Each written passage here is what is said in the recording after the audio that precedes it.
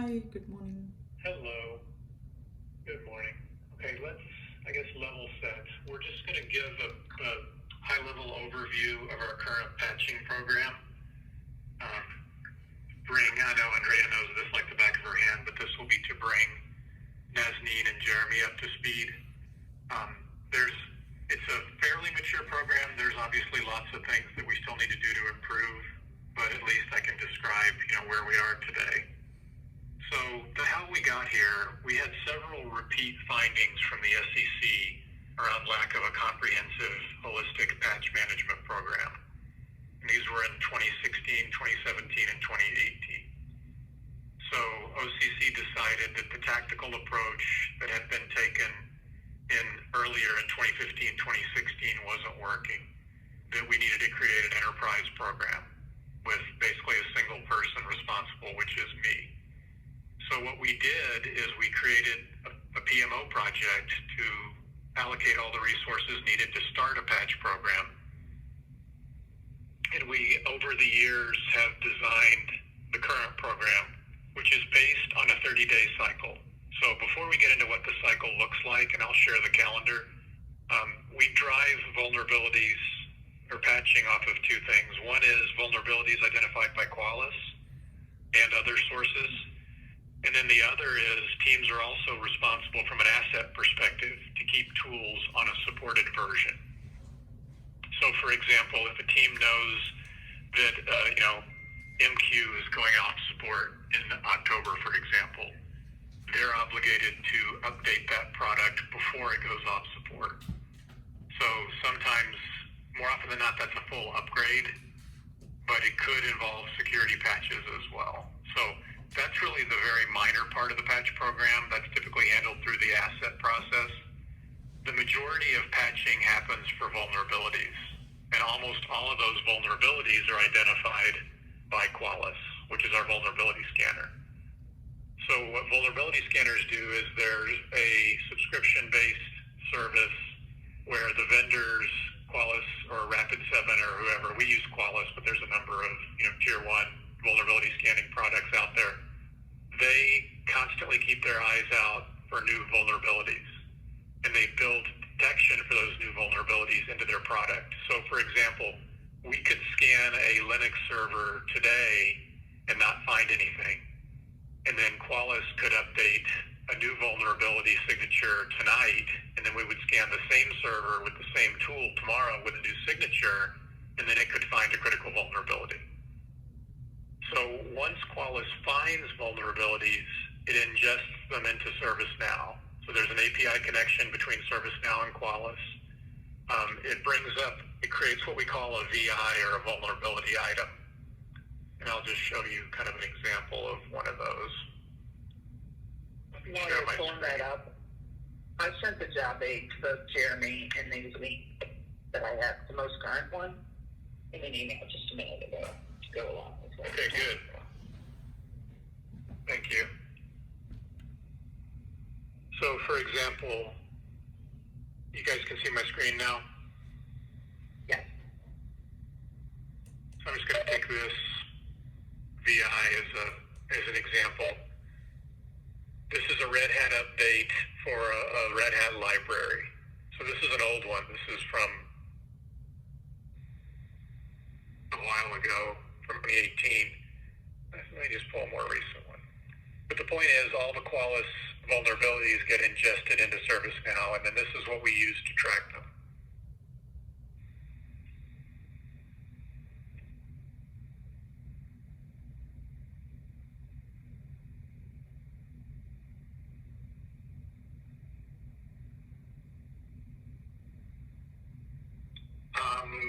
Sorry, but it's just the Qualys scans. How often do they run? And they're automated, right?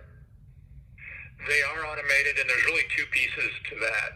They run over the weekend from the vulnerability scanner perspective, which is sort of an outside perspective. There's also what they call the Qualys agent, which is a piece of software that runs on Linux and Windows boxes that constantly reports into ServiceNow every 4 hours. So originally we just had the Qualys scanning, which is basically an appliance that sat on our network that ran these scripts, if you will, that reached out to all the different IPs they could find and said, hey, what OS are you? I'm going to log in with a service account and I'm going to look for vulnerabilities. That's what we had up until probably, 4 months ago. And then they introduced what we call the Qualys agent, which is software, obviously, that runs on Red Hat and Windows boxes. And that's how we get these VI's input now. So just on to piggyback on Jeremy's too, because I was curious on how that agent works as well. So good question, Jeremy. We download basically the vulnerability every weekend, but the agent runs what it finds over the weekend every 4 hours to see if new stuff is spun up until we update it again on the weekend. Is that kind of like what the premise is? Yeah, it gets updated every day. The Qualys stuff gets updated constantly. Try to find something other than these hidden RPC services. Let me move all this junk out of the way. So yeah, Qualys is updated constantly because new vulnerabilities come out constantly, right? I mean, software isn't perfect. There's constantly new vulnerabilities.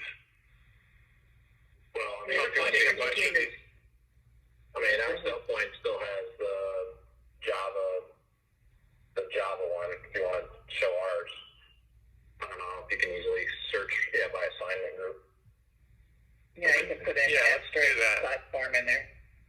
Oh, yeah, let's do that.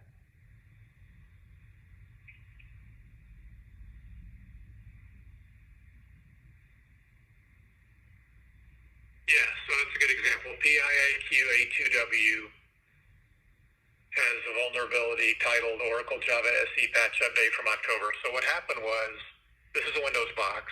The Qualys agent or the Qualys scan, one of the two, it really doesn't matter because they have the same signatures, looked at the file system of the box, said, hey, in this path, I found these versions of these files, and I know, based on my database, that those file versions are vulnerable to certain vulnerabilities that were detected in the Oracle release in October.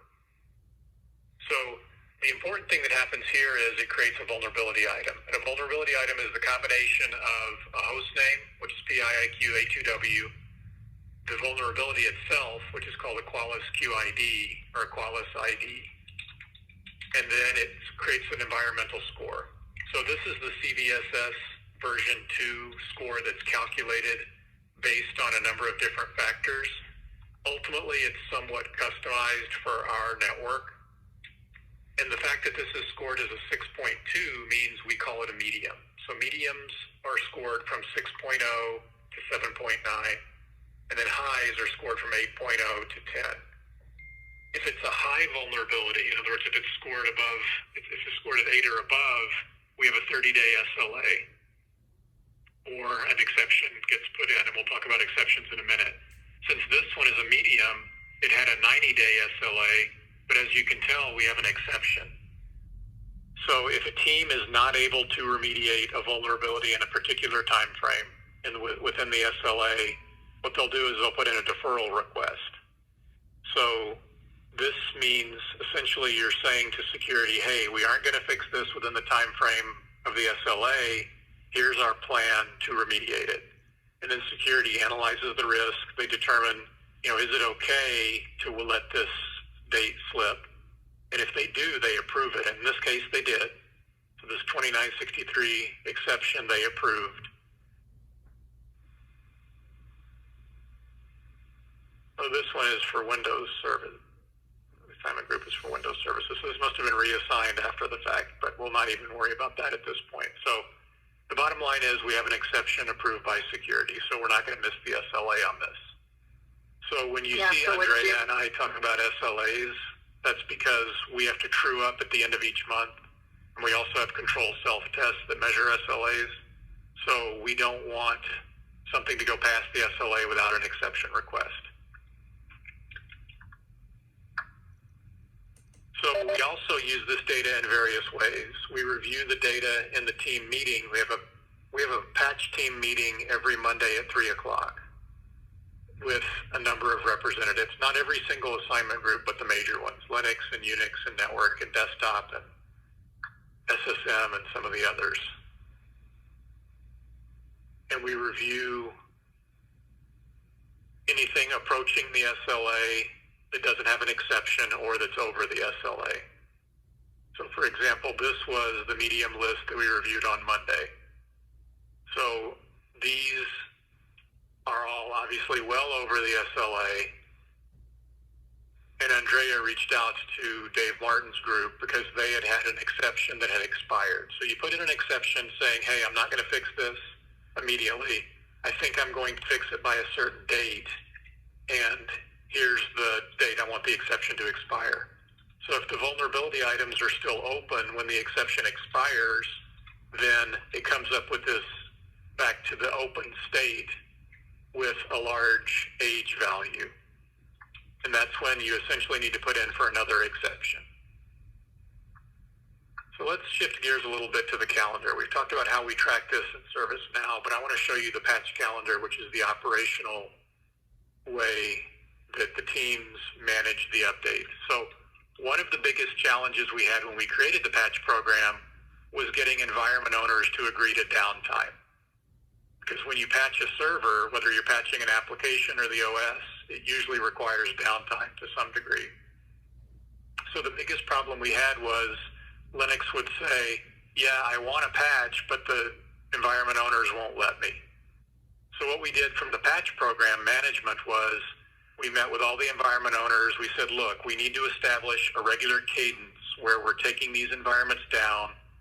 We're going to patch them. We need you all to agree on when that's going to be. I mean, it wasn't really a question of if we're going to do it. It was a question of coordinating the times that we do it. So what we agreed upon was Tuesday evenings throughout the month on a regular cadence at 5 o'clock, certain environments get taken down for patching. So for example, let's look at August. So August 2nd, which was 3 days ago at 5 o'clock, the Linux team took down all the dev servers and applied the latest Red Hat updates to them and rebooted them. Next Tuesday will be the tech test environment. Next Tuesday is also Microsoft Patch Tuesday, which means Microsoft releases their monthly security updates. So all of those go into the Chicago non-prod Windows servers, except for UC4 and Mobius, and they get rebooted on the 10th. So you guys, sorry on that. Go ahead. On like this, I guess this for the Windows or even like Red Hat, you guys go ahead and patch like essentially right after they release. There's not like any like time frame for like any kind of sanity checks or whatever. Well, that's why we do dev first. So no, we do it essentially right after they release it, but that's why we roll this in kind of a controlled version. So the way the Linux stuff works is Linux team runs a tool called Red Hat Satellite, and that's the Red Hat Satellite patch management tool. Hold on just a second.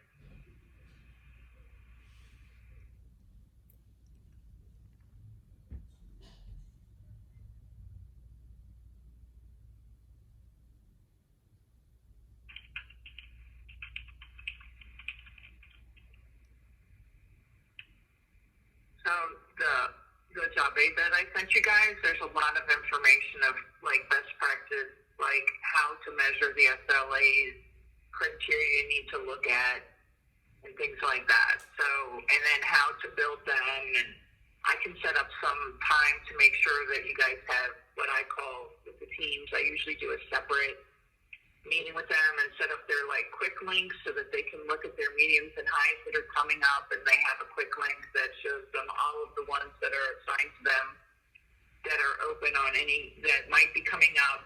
You know, the reason why I do the mediums and highs is those I set them at like 84 days, like a week out, to kind of say, hey, these are the hot potato items that are coming up, because we know, depending on the team, you know, I mean, clearly Linux and Windows get them a lot, like have a huge number compared to some other teams. But after this meeting, I can, Jeremy, if you want, I can set up a meeting with both you and Nadine to get those quick links on your dashboards in ServiceNow so you can like look at them quick. And I just tell people to look at it like once a week to see if new items have come in.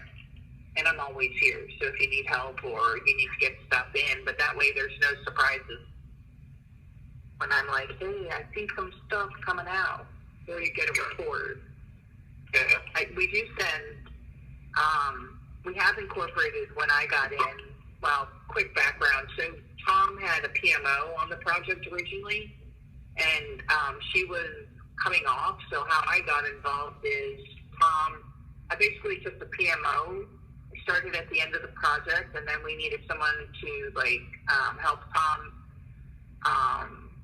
process the requests that come through and kind of keep track and look at the data that's coming in and try to work with teams. And so I started coming in towards the end of the project when Ahead was there.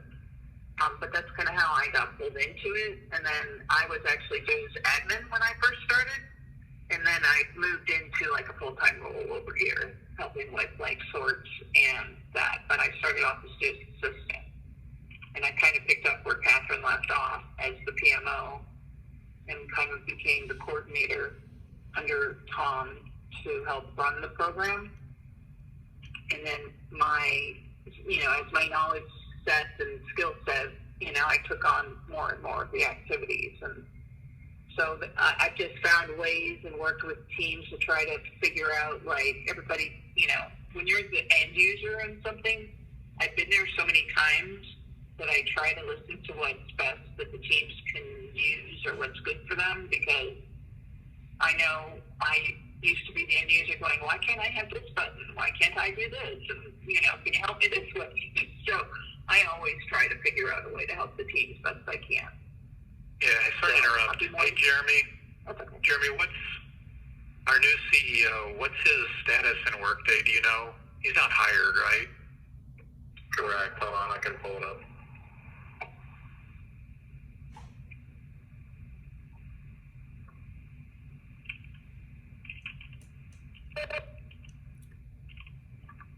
Tom, just a quick question. Yeah. I'm a little curious, how the remediation stuff works when there is a high vulnerability. Okay. So, Jeremy, I'll answer that in a minute. What's the status, Jeremy? It's still coming across as disabled in Workday, so that keeps it as disabled here. Hire date of 9/12. The future date hire is what it's listed as. I guess it makes it easy to keep them active in the system, and you just have to switch the trigger. When it gets on, I guess, ready to. Okay, so, sorry, Nazneen, what was your question? How does the remediation work? Yeah, when there is a high vulnerability, you said that the remediation starts working there. So I'm a little curious, what would be the process? Okay, so let's say there's a high Linux vulnerability.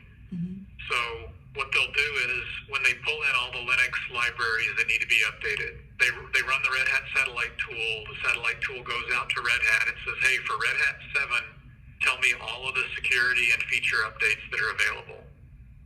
They package those into a release, and they push those to dev on the first Tuesday.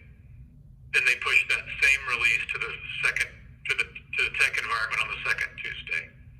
So if there were high vulnerabilities that were Red Hat related on the dev environment, they would have gotten patched on the first Tuesday.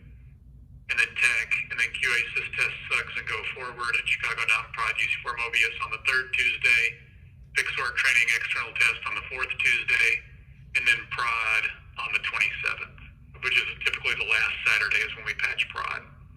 So that's the normal cadence.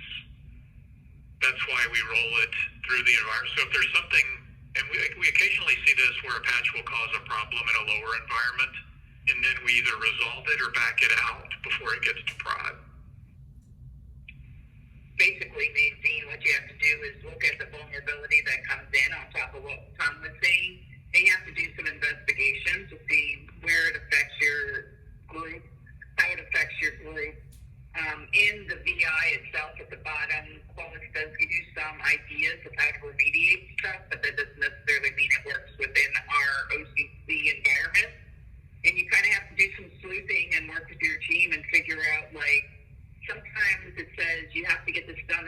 but you know in your workflow in 2 months down the line that you're going to do the update because you've already assigned it then, you could put in an exception and say, okay, we know this is a high vulnerability, and we already have a plan to remediate it, but it's not going to happen for 2 months, so it's going to be outside the 30-day request. So that's where the exception process comes in, and you put one in and say, you state what your plan is, you state the date that you're going to get it done, and then security approves it and says, okay, you have a plan for this, you have a date for it, we think it's in a reasonable time frame, we'll give you the exception. And what that does is it puts your vulnerability item in a deferred status, so when the scan comes, it bypasses anything that's deferred because it's been accepted as an acceptable risk for that amount of time. Does that help? Got you. And each server has its own behavior or maybe functionality. So where would we see the security groups and networking stuff for that particular server, either Linux or whatever? So it's in the VI record. It'll tell you the location of it. It'll tell you the server that it's on, and then it'll give you in the description, it'll tell you the files that are affected by the vulnerability. So when you open up the VI, there's a vulnerability tab, there's a detection tab, there's a note tab. So there's a lot of information. Tom is just showing you a line, but if you actually open up the actual record, there's a lot of information in the record. Yeah. Yeah, for example, this is the one where this is what it found for this particular vulnerability. It said, hey, in this part of the file system, I found this file with this version, and I know that that version has this vulnerability. And it gives you more details down here about the vulnerability. So the important things, there's a lot of important things on the VI record, but the environmental score, the assignment group, the host names are all important. And the other thing I didn't mention was when they patch servers on this normal cadence, like we talked about on the calendar, they patch AWS servers as well. So it's not just on-prem. Eventually we need to get to the point where the servers are just repaved with the new image, but we're still kind of a ways away from that. So I'm sorry, I've got to drop to take care of something. We can schedule another one of these. I know we really just started touching the surface of this. But Nazneen, we definitely want to get you more involved in the process, so I'll schedule a follow-up probably next week so we can continue to talk about how the process works. So think of whatever questions you have, and you can feel free to reach out to Andrea with questions as well, but we can set up a follow-up session just to keep this going. Does that sound good? Sure, yeah, sounds good. Yeah, and then read the job aid that I sent. There's a lot of information in there on how we do things and how you request things and stuff. And then after Tom's meeting, we can set up a time to get you guys the quick links or whatever you need so that you can be our pitching rep. I'm guessing that's where this is going. So we usually try to have one team member come to our meeting, and sitting in on those meetings helps too, because you start learning the language and all of that. All right, thanks, Tom. If you need me for the other thing, let me know. Actually, yeah, I think it's a risk acceptance regarding that other thing. That's what they want, but I haven't seen it in my inbox yet. So I'm going to go ahead and drop, and I'll let you know, Jeremy. All right, thanks. Thanks for this. Get started. Okay, thanks, folks. Thanks, guys. Have a good weekend. Bye. Thanks, everyone. Bye.